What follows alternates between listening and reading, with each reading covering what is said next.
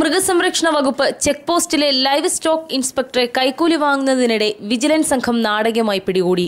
തിങ്കളാഴ്ച പുലർച്ചെ 4 മണിയോടെയാണ് ചെക്ക് പോസ്റ്റിലെ ലൈവ് സ്റ്റോക്ക് ഇൻസ്പെക്ടറായ വൈ കുട്ടപ്പനെ കൊല്ലം വിജിലൻസ് ഡിവൈഎസ്പി റെക്സ് ബോബി അറിവിന്റെ നേതൃത്വത്തിൽ പിടികൂടിയത്. തുടർന്ന് വിജിലൻസ് സംഘം ചെക്ക് പോസ്റ്റിൽ പരിശോധനയും നടത്തി. തമിഴ്നാട്ടിൽ നിന്നും മുട്ട കയറ്റി വന്ന ലോറിയിൽ ശബരിമല തീർത്ഥാടകർ എന്ന വ്യാജേന കടന്നുകൂടിയ വിജിലൻസ് സംഘം ലോറിയുടെ ക്ലീനർ വശം കൊടുത്തുവിട്ട പണം കൈക്കൂലിയായി വാങ്ങുന്നതിനിടെയാണ് കുട്ടപ്പൻ പിടിയിലായത്. ഇതേസമയം മറ്റൊരു ജീവനക്കാരനായ മോഹനൻ ഡ്യൂട്ടി സമയത്ത് ചെക്ക് പോസ്റ്റിൽ മദ്യപിച്ചുകൊണ്ടിരിക്കുകയായിരുന്നുവെന്നും ഇവർക്കെതിരെ നടപടികൾ സ്വീകരിച്ചതായും വിജിലൻസ് സംഘം പറഞ്ഞു. ഈ ചെക്ക് പോസ്റ്റിൽ കൂടെ സാധാരണ ഈ നോൺ ടാക്സബിൾ ഗുഡ്സ്, അതായത് ഈ മുട്ട, കോഴി തുടങ്ങിയ കടന്നു പോകുന്ന ഒരു വണ്ടിക്ക് 100 രൂപയായിരുന്നു പ്രതിഫലം.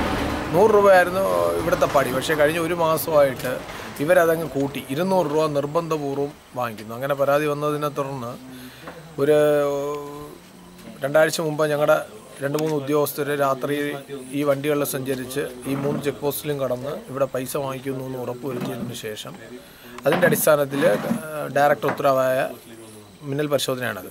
ഇന്ന് പുലർച്ചെ 4 മണിയോടെ ഞങ്ങൾ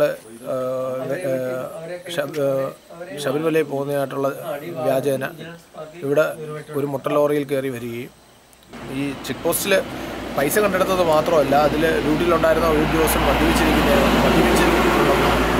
ബാക്കി മദ്യവും ചെക്ക് പോസ്റ്റിൽ സൂക്ഷിച്ചിട്ടുണ്ട്. അതേപോലെ ചെക്ക് പോസ്റ്റിൽ കണക്കിൽപ്പെടാതെ സൂക്ഷിച്ചിട്ടുണ്ട് 2000-ഓളം രൂപയും പിടിച്ചെടുത്തിട്ടുണ്ട്. ചെക്ക് പോസ്റ്റിൽ മുട്ട ലോറികളിൽ നിന്നും പണത്തിന് പകരം മുട്ട പടിയായി സ്വീകരിക്കുന്ന ഏർപ്പാടും ഉദ്യോഗസ്ഥർക്കുള്ളതായി പറയപ്പെടുന്നു. കഴിഞ്ഞ 1 വർഷത്തിനിടയിൽ 7ഓളം പരിശോധനകളാണ് വിജിലൻസ് സംഘം കിഴക്കൻ മേഖലയിൽ നടത്തിവന്നത്. ഇതിൽ 5 ഉദ്യോഗസ്ഥരെ സസ്പെൻഡ് ചെയ്യുകയും ചെയ്തിരുന്നു. വിജിലൻസ് സിഐമാരായ Ashok Kumar, Krishnakumar, Pradeep Kumar, Jayakumar, SC Sudhakaran, ASI John എന്നിവരും പരിശോധനാ സംഘത്തിലുണ്ടായിരുന്നു. News bureau, Aryankavu.